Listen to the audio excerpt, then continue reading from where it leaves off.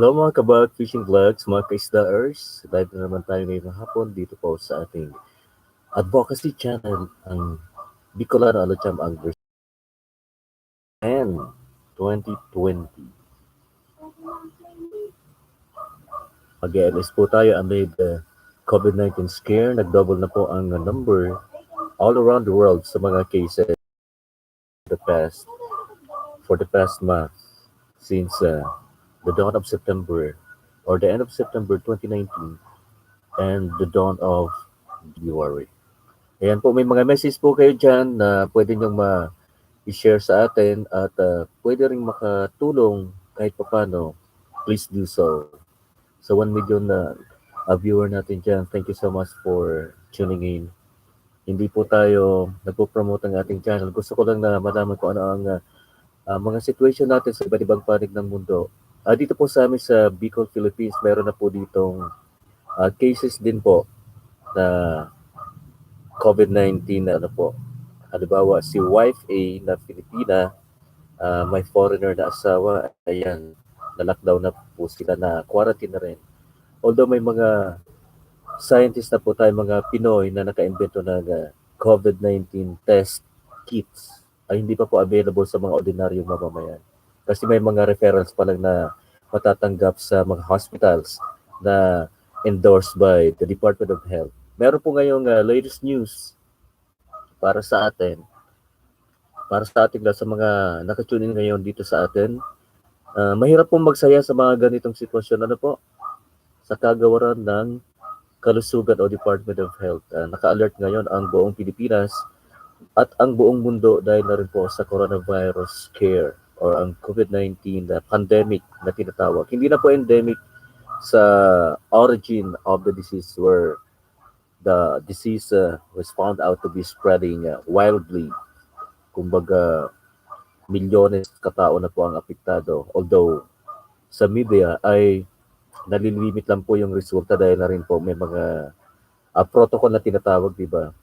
Pero doon daw po sa Wuhan, sa Hubei province, Wuhan City yun eh. Doon po sumingaw yung sinasabing coronavirus. Although ang alam natin ang coronavirus, sa mga hayop lang po yan. Katulad ng dog, cats. Parang ano yan, trangkaso din yan. Mga paniki, monkey, at pero kung bakit nagkaroon ng pathogen sa tao, pumatol lang siya sa mga tao, ay hindi natin alam. Hindi natin kontrolado kahit ng mga medical experts o mga scientists. So eto na po ang breaking news about DOH. Says number of coronavirus case now 33. Live na live po ngayon ito eh. The 2019 coronavirus disease has infected 9 more people in the Philippines, bringing the total number of confirmed COVID-19 cases of 33 or to 33. The Department of Health said this afternoon, nagkaroon po ng uh, press, press briefing. As of this posting, ngayon lang to eh. May post ngayon pong mga 5 in the afternoon. The Health Department has yet to reveal the complete details of the new cases of coronavirus disease. Ang mga movement po ngayon sa ating transportation ay hindi na sila pupunta sa kadalasan yung mga bus, mga provincial buses. Nagpapababa na mga pasahero nila sa gilid ng kalsada na lang, hindi na sa bus terminal dahil na po maraming DOH personnel na andun na sinashot sila yung body temperature up. Ano ba yung machine? Parang gun din eh. Para ma-determine kung tumaas yung yung temperature, yung normal temperature ng body na pwedeng maging dahilan o maging symptom ng coronavirus. So patuloy tayo sa pag-inform sa inyo. Health Assistant Secretary Maria Rosario Vergeri, siya po ang nag-clarify sa press briefing na ang 11 new cases were actually the number of specimens of patients, but after further investigation, the latest number of COVID-19 cases is actually 33. Nagkaroon na ng confusion sa number of cases. The number that initially reported to us were only test samples after further validation. There are only 9 new cases, sabi pa po ni Health Assistant Secretary Maria Rosario Vergeri. I-check do rin po ang Facebook page ng DOH. Ayan po ang kanilang at i-share nyo ano po para ma-inform ang lahat. Lalo-lalo na sa mga far-flung barangays, yung mga umaasa lang po sa info sa ating mga cellular phones. At last week, Wednesday night, ang ating Pangulo, si President Rodrigo Duterte, revealed that there are 24 cases of coronavirus disease in the country. Of these, the 4 new confirmed cases are from the West Crame in San Juan City, Santa Maria, Bulacan, and Project 6, Quezon City. Yan, sa mga kalunsuran po sa lugar kung saan maraming tao ang nakakasalamuha. The country's health department confirmed that there is local transmission after the wife of the first local case, who is a 62-year-old Filipino from Cainta Rizal, tested positive for the deadly disease. This also prompted DOH to declare a code red, which alert national, local governments, and healthcare providers to prepare for possible increase in suspected and confirmed COVID-19 cases. So yan po. Furthermore, sinabi pa po ng Pangulo, nag-proclaim siya ng public health emergency following the risk of transmission posed by the threat of the coronavirus disease. Yan po, nakakalumo kasi maramok dito sa location ko. Ganun talaga. May mga dengue cases, mayroon pang coronavirus, ito na nga, COVID-19, na wala pang kasagutan hanggang sa ngayon. Dito pa lang po sa places natin yung mga regular activities ay hindi na naipapatupad. Lalong-lalo yung sa mga school activities. May palarong Bicol dito sa amin pero suspended. Mabuti na lang yung school's press conference ay naipurso pa rin. Magkaganon man, naroon pa rin ang pag-asa sa bawat puso natin. Sa bawat pamilya, sa bawat individual na umaasa na lilipas nito. Pero may mga mga conspiracy theories o kaya yung mga naisulat na may mga ganitong situation. Sinasabi nila na ito na po ay isa sa mga 4 horsemen of the apocalypse. Ayun. Itong mga nangyayari ito sa atin ngayon. Yung pestilence, death, war, disease. Yun. 4 horsemen daw ito. Sa Book of Apocalypse, Book of Revelation rather, the last book of Revelation, hindi pa tayo nabubuhay, yung ating generation, ay naisulat na po siya. 4 figures in the Book of Revelation symbolize the evils to come at the end of the world. The figure representing conquest rides a white horse. Yan. Yung war, a red horse, famine. Hindi yung iniinom A black horse, a plague, and that's the pale horse. Yeah. They're often called the 4 horsemen of the apocalypse.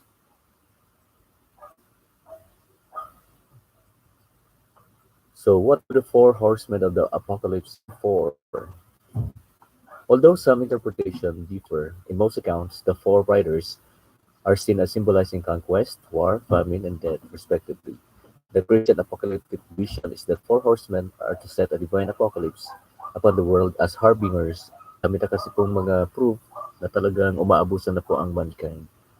Ang dami na nating naiisip na hindi na o saliwa na sa mga aral lang po ang may kapal, yung sa 10 Commandments. Ako.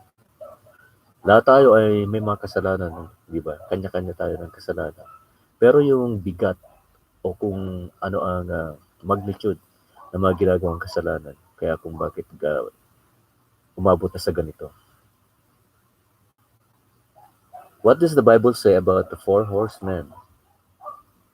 They were given power over a fourth of the earth to kill by sword, a fourth part of the earth, 1/4 of the population, of course. Ilan na bang bilyones ang populasyon ng buong mundo? Ayan. Population of the world. Ito na po. As of 2017, Ayan. 7.53 billion. Ayan. Ang dami ng tao sa buong mundo. What is the world population as of 2019? 7.7 billion people as of April 2019. And expected world population in 2020, the world's population today numbering some 5.5 billion people may approach 12 billion by the end of the next century. By the year 2020, 25, 26 years from today, increased by about 2.5 billion. O 2020 pala. Ngayon na yun, di ba?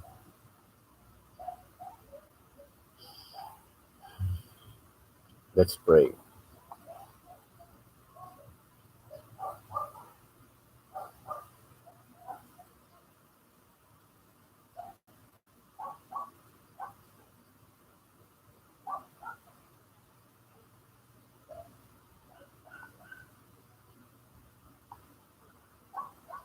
What is a horseman called?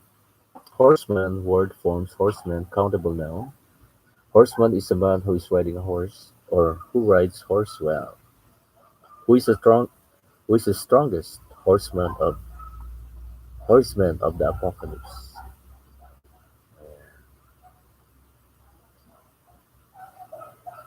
These are the 25 strongest horsemen of apocalypse. Ayan. Mayroon pala, no? Yan, kilalanin natin sila.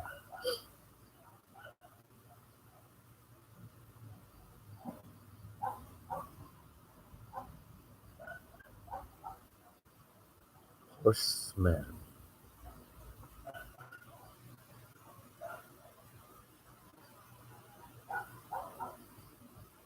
Parang comics to.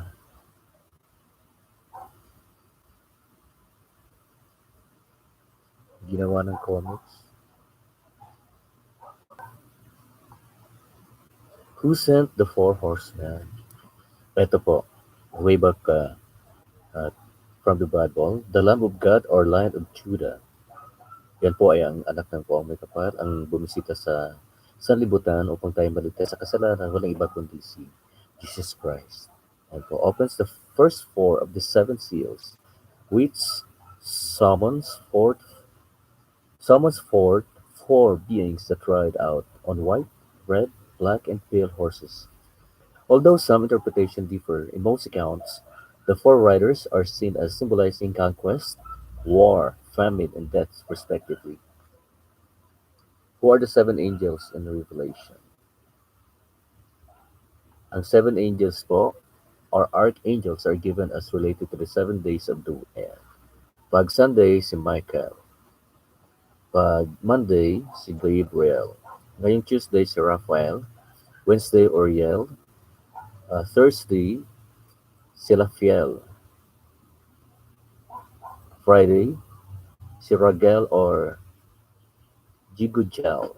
Yun. And Saturday, si Barakel. Yan po, tandaan natin yan.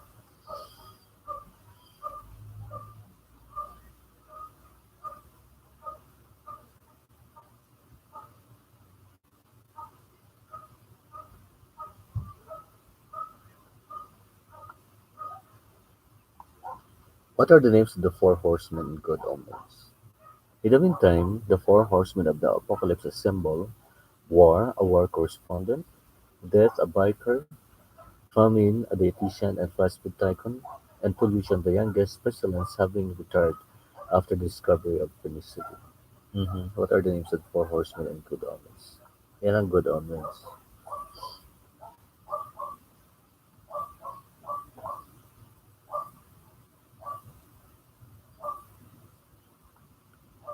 Ito naman,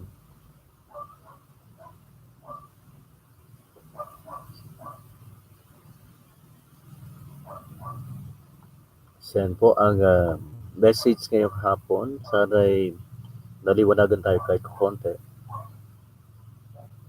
Ayan, sa 1 million nating bystander dyan. Thank you so much for staying. I do hope na nakapagbigay tayo ng information ngayong hapon.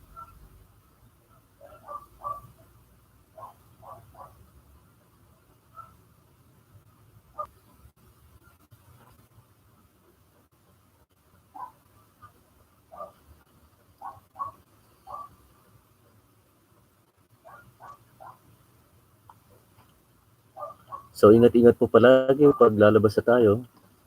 There are three tips para medyo maiwasan pa natin ito. Kasi lahat ng mga cities ay although nag-declare ng suspension of classes sa Metro Manila, si President Rodrigo Duterte at yung mga mayors doon, sila Yorme Isko Moreno at marami pang iba, ay hindi pa rin lockdown at Metro Manila dahil pa rin sa mga biyahe na uh, kumbaga inaalaw o kaya pinahihintulutan.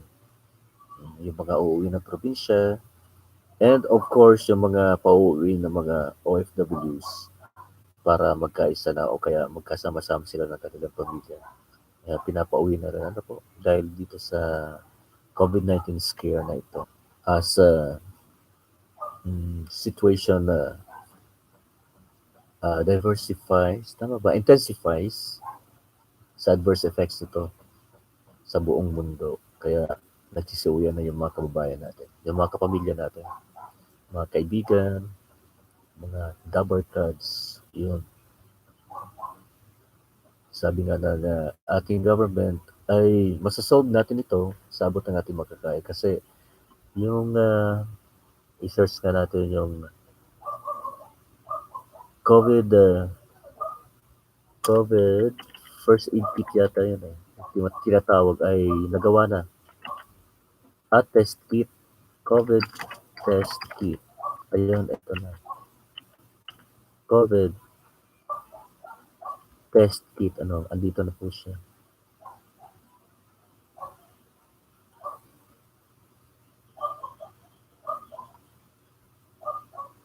FDA allow use of COVID-19 test kits developed by local scientists. Ito na po, 8 hours ago. So, hindi pa lang natatagalan. Developed by Philippines. Pasalamat tayo sa ating mga scientists, sa mga chemists natin, biologists. Ito na po siya. Nag-open pa lang sa Food and Drugs Administration ito na site. Ayan. Although not secure, sabi dito sa kanilang magandang balita, FDA allows use of COVID-19 test kits developed by local scientists. Ito na po ang article. As press release as of March 10 ngayon na. Today issued a certificate of exemption for the SARS coronavirus 2 PCR detection kit. This University of the Philippines National Institute of Health UP NIH technology developed by local scientists is funded by the Department of Science and Technology. The kit will be used for field testing coupled with gene sequencing at the Philippine Genome Center. This support the code red status raised by the Department of Public, or rather the Department of Health or DOH, and the recent declaration of President Rodrigo Duterte of state of public health emergency. Sabi nga, ang increasing number of reported COVID-19 cases will require immediate diagnosis and monitoring. This will provide our laboratories with technological reinforcement to accommodate the growing number of patients to be tested and aid in early screening of positive cases. Furthermore, this will provide greater access to a less costly diagnostic procedure. Sinabi pa po yan ni DG Domingo. Ayun. Sino ba si DG Domingo? Ang FDA maintains its mandate in ensuring the safety and efficacy of products and devices to protect public health and commits to cooperate with all agencies in ensuring a prompt response to this global crisis. Ayan na po. So, pasalamat tayo sa ating mga local scientists dahil nakapag-develop agad sila ng COVID-19 test kits for diagnosis and monitoring sa ating mga ka-quarantine na mga suspected COVID-19 carrier.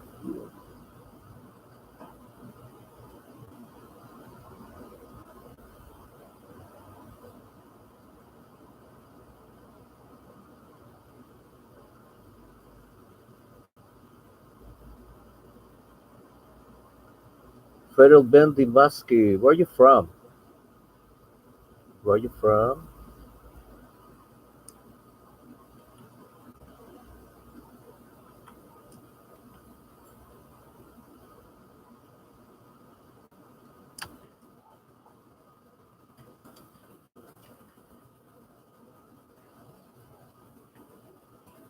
Where are you from? Thanks for coming.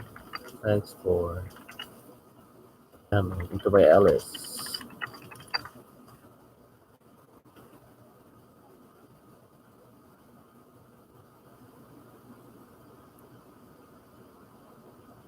Saan lugar ka ba?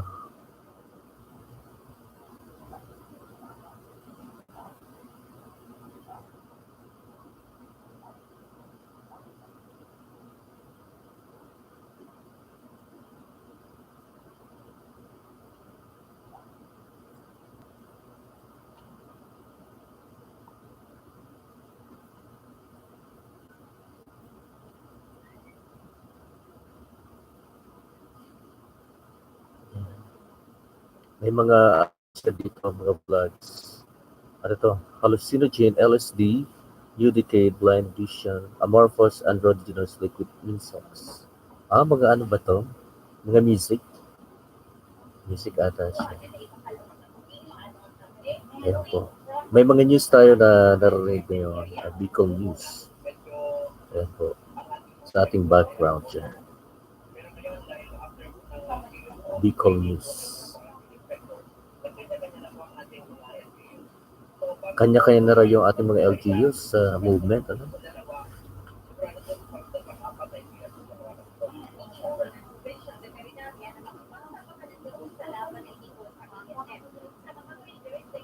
Ang mga veterinarian naman ay kontra sa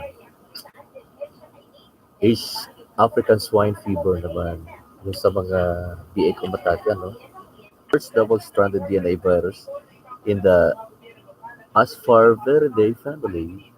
It is the causative agent of African swine fever. The virus causes a hemorrhagic fever with high mortality rates in domestic pigs. Some isolates can cause deaths of animals as quickly as a week after infection. Yun. Ito raw po ang tinatawag na buloy noon. Buloy dito sa Bicol. Ayan.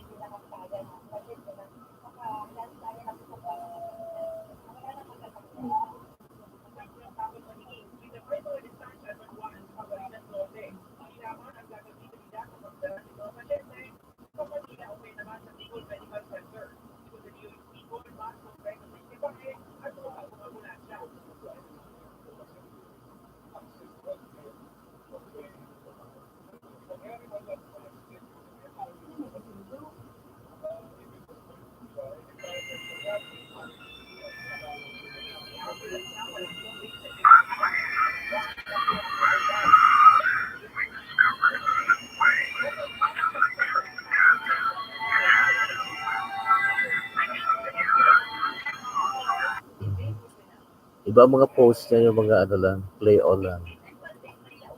Para sa ibang account naman ito. Parang piniplay lang. Wala siya. Wala siyang video si Fredly Bendy Mask. But anyway, thanks for visiting my LS.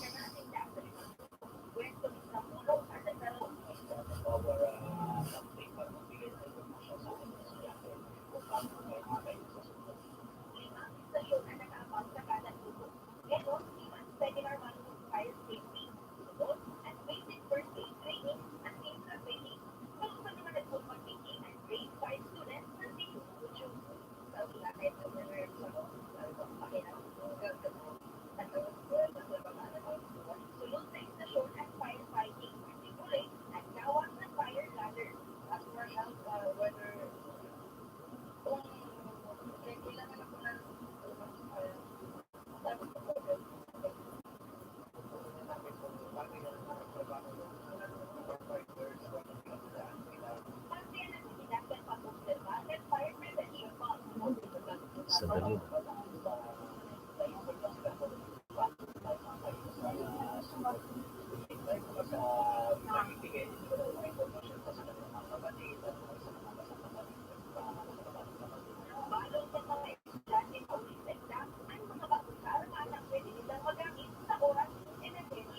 may pasok pa po ako sa school. Ano kaya ang mangyayari? It's around 7, so I'll be closing it around 6:30. So, sige lang. Post lang kayo ng mga messages nyo sa ating team ngayon. Kumusta ba ang situation sa inyo dyan sa lugar nyo?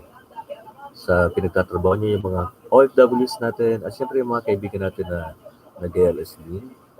Sa 2 million viewers natin ngayon, thank you so much para ma-inform tayo kung ano ang situation nyo dyan. Ano kayo kung mag-lockdown na rin sa mga school? Lockdoor lang. Kasi sa entrance pa lang ng school, sa gate entrance, afuera sa pagpapakita mo ng ID, ano ka pa, ng laser dito. Ano ba yun? Ano, body heat? Measuring kit? Body heat? Body heat detector? Okay. Body heat detector detects the presence of blood body radiation down to 100 degrees Fahrenheit. Ano, ito pala yung infrared thermal imaging device. Ayan. Yan ang ginagamit ngayon. Mahal pala to. The most common application for this type of temperature sensor is measuring ear, forehead, or skin temperature. The sensing element is composed of multiple thermocouples on a silicon chip to measure an object's infrared energy. Yun po ang nangyayari. Body heat detector detects the presence of black body radiation down to 100 degrees Fahrenheit. All warm-blooded organisms, both human and animal, are therefore easily detected. The device is similar to the infrared detector activated floodlights that have been around for some time. Ayan, nakikita natin dito na yung body heat natin, yung nag-radiate yan ng radiation pa.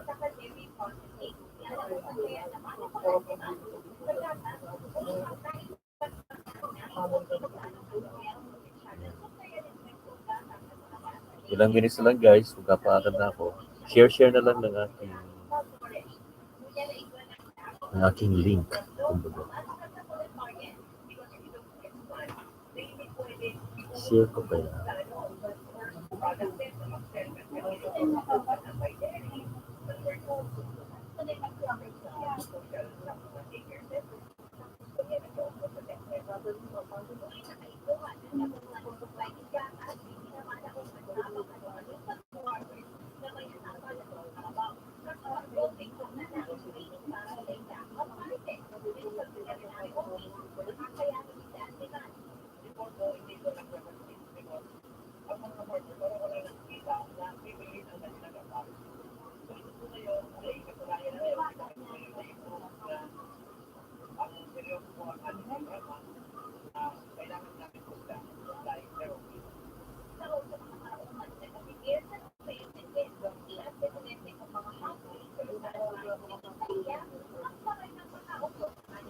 As to the situation,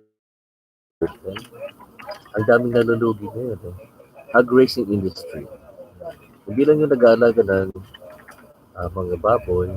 Of course, hog racing industry in the Philippines. Kumusta na kaya siya? The swine production amounts to a whopping 191 billion industry in the Philippines, the largest among the livestock and poultry industries in the Philippines.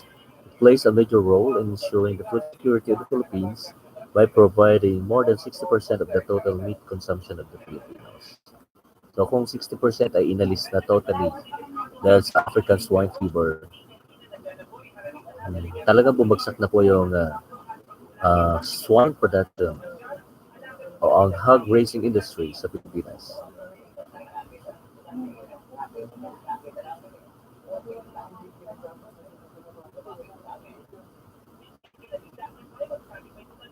What's a hog industry? Is piggery a good business in the Philippines? Yes, before African swine fever invasion. Bigger business sana ang pinakamagandang alkanse dito sa Pilipinas. Ano?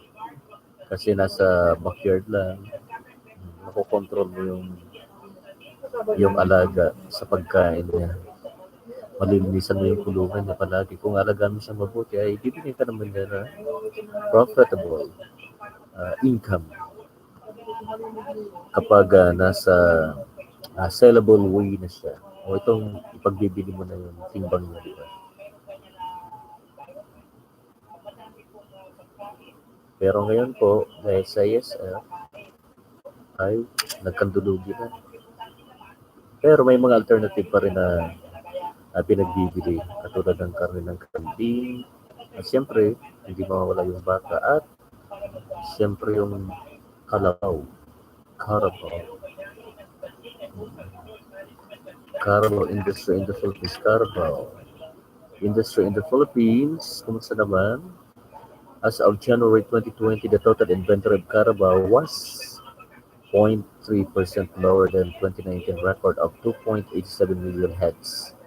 So ang carabao population ngayon sa backyard farms went down by 0.3%. The previous year's level of 2.86 million heads. How much is carabao in the Philippines? Sa mga outgoing po, can be bought for 35,000 to 60,000. Kung yung sa maturity na siya, with the price increasing with the number of races that we use. What is the importance of carabao in our country? Pambansang kahit natin yun. Carabao is a native Filipino word meaning water buffalo. Carabao are incredible animals that are used for work and farming tasks in Southeast Asia. At dito nga tayo nakalocate sa Southeast Asia, ang Pilipinas. They plow fields, ang carabao, carry and move heavy objects, and they are even used for transportation. Oh, ang dami nating utang sa carabao. So, isa rin ito sa humihina na ngayon kasi yung meat consumption natin na 60% ka, yung sa baboy na ngayon ay ini-electrocute palagi, kanya-kanya na yung mga local government units sa pagkontrol ng ASA. Kapag na-lockdown na po yung halimbawa siyudad, munisipyo, barangay, sunod-sunod na po yan. Although may mga unregistered owner o piggery na hindi yata makaka-avail nung sinasabing payout galing sa Department of Agriculture para daw sa mga registered owner ng mga baboy.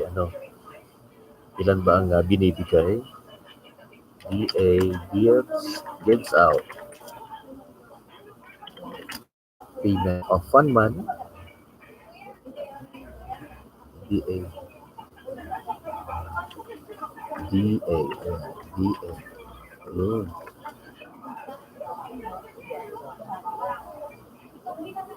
Agriculture. Hanapin natin yung report talaga. Money for pig owners affected by swine fever.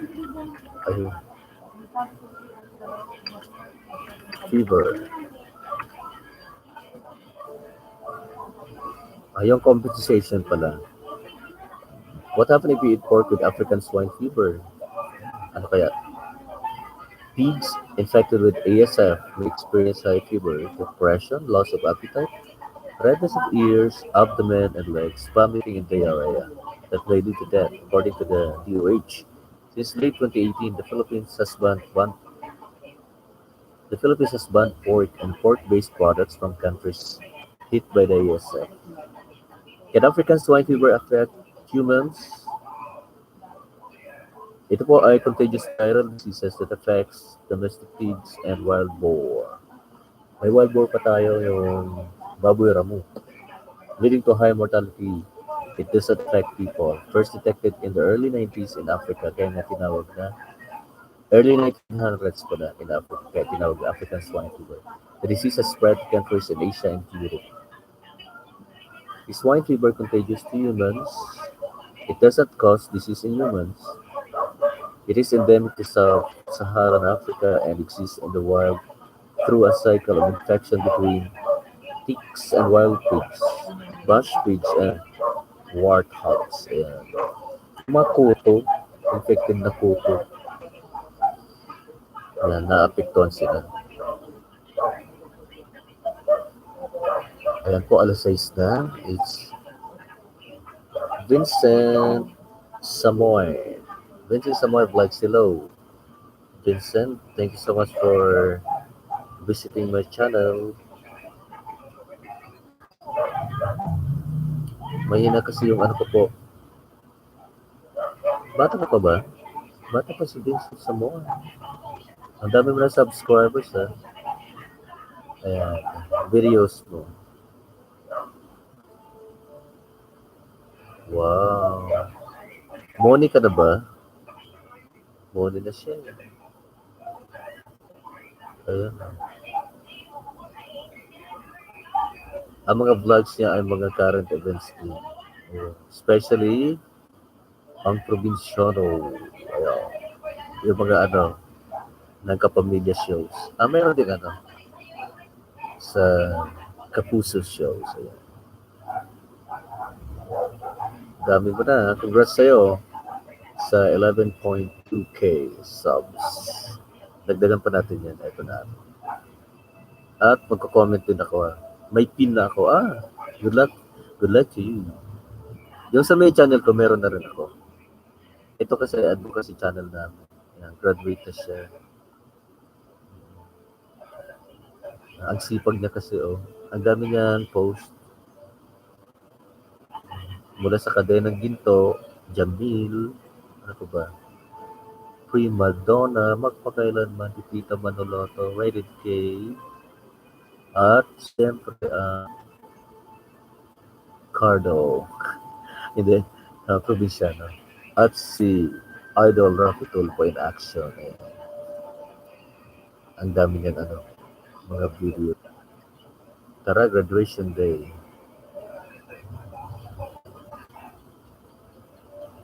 May pin na siya. Ito sa pin mo. Congrats kita dito.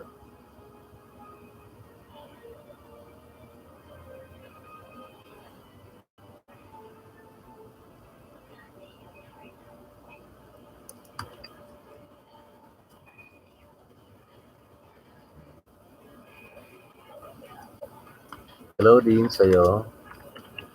I hope na nakukuha mo yung audio ko na malinaw. Naintindihan mo yung pagsasalita ko. Yung vocals. Thank you so much for tuning in. Ayan siya. Pagka ko nga. Hi, Bunso. Hello, ma'am. Project for ako. Hello. Ayan, is na tayo dyan. Thank you for coming, ma'am. Project for ako. So, ayan, is na agad tayo dyan. Ayan. Is na tayo dyan. Is na. Okay? Magkano sa Saudi no? Boss? Pag-usapan TV. Ayan. Yung sa Saudi ko po is 9,000 po sana. Mahigit. Kaso lang po is dahil nga po ata na-demonetize ako is makukuha ko lang po yun sa oras po na ako po ayan, nagbalik na laga, na-money ulit ako. Doon ko po ulit yun makukuha. Ayan, tigil na lang po tayong lahat. Salamat. Ayan, tigil pa tamsak po. Wala pong pasok punso. Ayan, wala pong pasok. Ayan, dapat po mag-ingat po tayo. Ayan, isang linggo pong no classes because of coronavirus. Ayan, thank you for coming here. Thank you very much po. Maraming salamat po. Tamsak dan, thank you ma'am John Kerdy. Maraming salamat sa pagtamsak mo dyan. Ayan, thank you very much po. Tamsak dan, Boss Crunches for Akos. Thank you very much po sa tamsak yung lahat. Maraming salamat po. Host, hello. Hello ma'am John Kerdy. Thank you very much po for coming. Salamat po sa pagtamsak. Dan, tamsak po. So, thank you for tamsak, ma'am Bebe Girl TV. Maraming salamat po. Thank you for tamsaking. Okay. Congrats boss, tamsak po. Yes po, congrats. Thank you very much po. Kung dahil po sa pin ko ay medyo sumigla po ako. Pero po, hindi ko pa po alam kung mawi-withdraw ko po. Pero sabi nila po ay mawi-withdraw ko daw po yun sa oras na ako po ay mamoni ulit. Okay? Earl TV. Maraming salamat po. Thank you very much po sa inyong lahat dyan. Maraming salamat po. Ayan, thank you so much, Vincent Samoy, sa iyong info na yan. Ano. Bakit na-demonetize ka? Ano bang kasalanan mo kay Lolo Whitey? Anyways, ako ay papunta pa lang dyan dito sa aming advocacy channel. Ako din doon na demonetize doon sa main channel ko. Main channel ko kasi ay more on ito naman sa amin ay more on group vlog sa advocacy channel. Ito kasi ay may purpose din. Nag-sponsor kami ng mga fishing tournaments at nakikisali din kami sa mga local fishing tournaments. Kasi yung fishing or angling is a kind of outdoor activity. Sport na rin po matatawag siya. Ang dami kayong mga clubs na ginagawa sa mga fishing clubs sa iba't ibang bahagi ng mundo. Ang dami niyan doon sa UK, sa USA, sa Europe. Ang dami namin doon sa mga ilog, mga lakes, at dito sa karagatan. Na-demonetize ko, Vincent, dahil mayroong nag-report sa akin na ano ba yun, yung duplicate lang yung ano ko, yung uploaded video. Eh hindi niya alam na ako mas nauna sa kanya. Eh, siya tuloy yung na demonetize. Kasi ang dami ko nang views doon sa isang vlog ko sa music video. Ininggitan ba naman? Kinopya na nga niya, nainggit pa siya. Ibang klase yung Pinoy na yun. Inaya ko na nga siya makopya, nag-report pa siya na ano ako, na demonetize tuloy. Ilang buwan din isang buwan din yata ako hindi nakasweldo. Una kong sweldo noon ay 30K, 2009. Ang requirement pa kasi lang noon sa amin ay para ma-monetize ka ay 5 reels na may a total number of minutes sa video mo ay mga 5 minutes or more. Yun. Or 3 minutes or more, pwede na yan.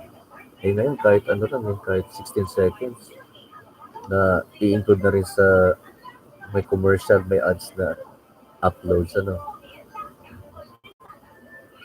So yun, kapag nakikita ko na may kumukopya ng mga videos ko, nire-report ko na kay Lolo White. Para naman hindi ako maadihado. Kasi mga music kasi yun na for Bicol region, yung mga Bicol songs. Eh marami akong collection noon sa cassette tapes. Kasi medyo nagtrabaho din ako sa radio. Kaya ayun, nagkaroon ako ng collection. Mga music tapes, vinyls, yung mga plaka. Marami pa ako niyan. Kino-convert ko nga into MP3. Pero mas maganda pa rin yun kung ma-play talaga doon sa vinyl records player. So yun, medyo din ako doon, enjoy na ako. Hinihintay ko naman yung sweldo ko next month. Nakakatulong din kahit pa paano. Pero dito sa aming advocacy channel ay hanggang October pa yung deadline ko dito. Sana ma-accumulate ko ahead of deadline yung required na 4,000 watch hour. Watch hour ba yan, di ba? Iba kasi yung watch time sa watch hour. Kaya makikita mo, halimbawa pag nagla-live ka, merong total number of watch hour, yung average na kayong maika-credit sa'yo na oras. Halimbawa, kahit nag-ano ka ng 5 hours, may mga maika-credit lang sa yung oras. Parang mayroong algorithm din yan. Yung may kwintada. Naintindihan ko naman si Lolo White. On how long your subscriber or your LS attendees stay on your vlogs. Kung nag-play all ba sila, nag-play talaga ng video mo. Yun pa ang factor na kino-consider sa total watch time sa'yo, di ba? Kung hindi naman natapos, nag-comment lang, dumikit lang, minsan wala rin sa'yo. Umaano din nama-minus din. Anyway, sa 3 million viewers natin dyan kanina, thank you so much. Hanggang 1 hour lang tayo. At tayo magpupush Titingnan natin yung situation sa school, kung ano na ba ang latest update. Ano kaya kung ano natin yung group chat namin. Yan, dito tayo makikialam tayo sa group chat para hindi na tayo magastusan sa pamasahe. No? Yan, tingnan natin dito.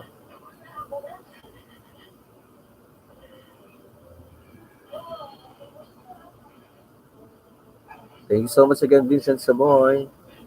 Ang bata-bata pa nito ni Vincent. Ilang taon ka na ba? Ay, mayroon na siya na YouTube channel at 11.2k subscribers na ang meron siya. Wow. What an achievement ng isang high schooler. High school or senior high schooler?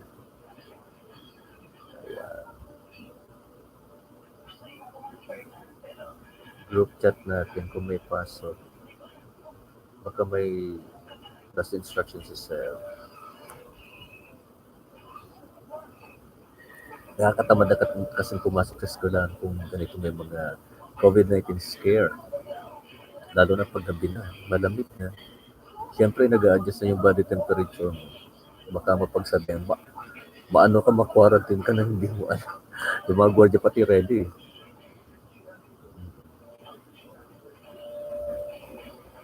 Ayan, ayan. Hindi pa. Hindi pa nag-open yung group chat.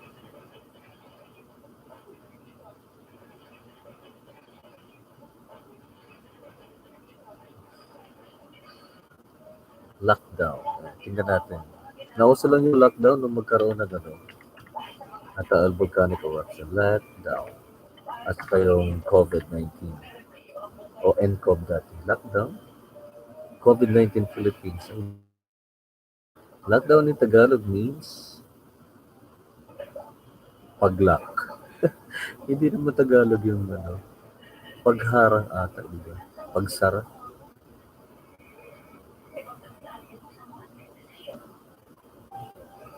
What? Lockdown.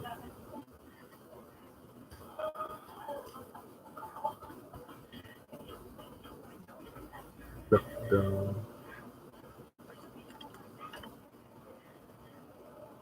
Lockdown. In the Philippines. COVID-19.